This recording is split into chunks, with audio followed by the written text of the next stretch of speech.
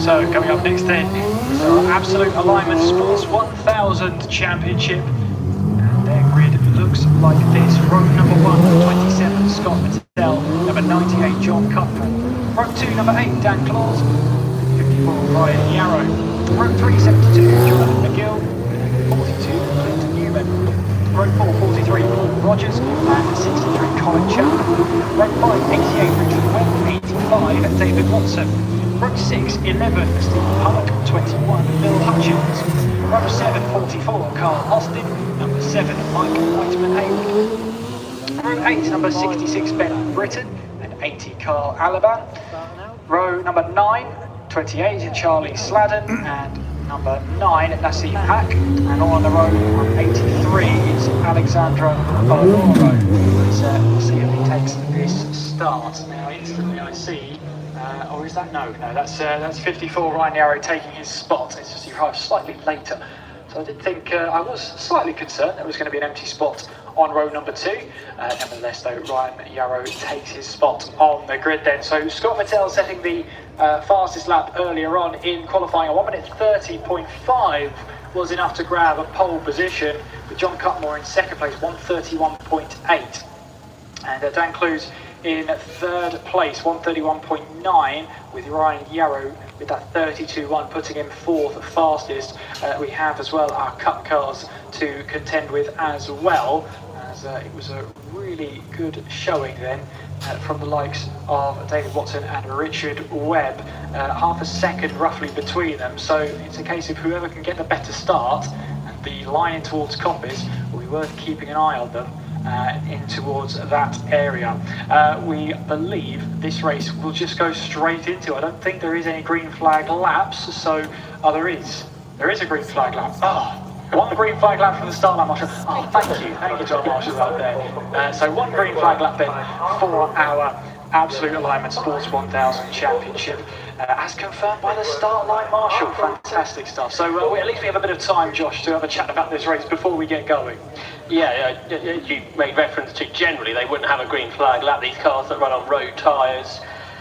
Rather than the slicks, but because of the change of conditions, it's a bit questionable, the conditions still, so it does sound like we are going to get that green flag lap. But the returning Scott Martell, as you mentioned, a great effort there in qualifying, the 2015 champion Scott Martell, who with his father Ian designed and produces these Martells. This is the third version of the Sports 1000 machine, all these cars that run on superbike engines, and Scott Martell has rebuilt this car that was crashed last year by another driver, and that driver will be back in the car later in the season, but Scott Martell giving it a race run, and it sounds like the car has made a very good rebuild over the last 6 months or so, because that time in qualifying over a second quicker than the regulars this season.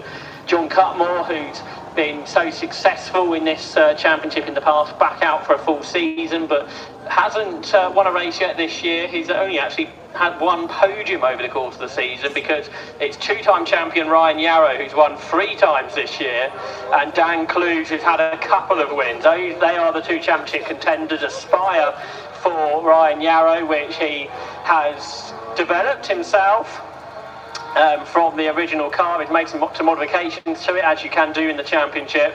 And Dan Clues, who's out in a customer Mattel, run out of the factory team. John Cutmore, that's run out of the factory Spire sports car team. And a really intriguing race in prospect from these really quick cars. Nowadays they are really fully full sports cars, but they do run the road tyres. Nevertheless, though, Kieran, very quick machines. Very, very quick machines. I mean, we're talking about possibly beating these British touring cars on lap times, but maybe in wet weather conditions here. They do call rain the great equaliser, but still to be on pace with the British touring car and what they are capable of doing is a great compliment to how well these cars are built, and what aero they have on them helps them out greatly. And even though they run on those road tyres, still a really tremendous amount of pace. And of course, a very different track to what they faced in qualifying. They get that green flag lap to help them realise where the grid isn't, and you'll see them taking their way up the mountain, through they're going towards the Hall Bend, making their way around the hairpin, and the final corner spot on the grid will be the case of Scott Martell. The first place spot on the grid does put you slightly off the racing line, but it does give you the inside for the corner, so it's all about getting the launch perfect here for Scott Martell. He's got the pace, he's proved that already, but he can't afford a little bit of a missed gear or a little bit of a bad start, because if John Cutmore can get himself ahead, overtaking is difficult at the best of times, but in these cars it's going to be even more tricky. So Scott Martell's got to focus on the start. He takes his spot on the front row, alongside him there, pulling up alongside the 98 of John Cutmore, that little grey with orange day-glow streaks running through the car.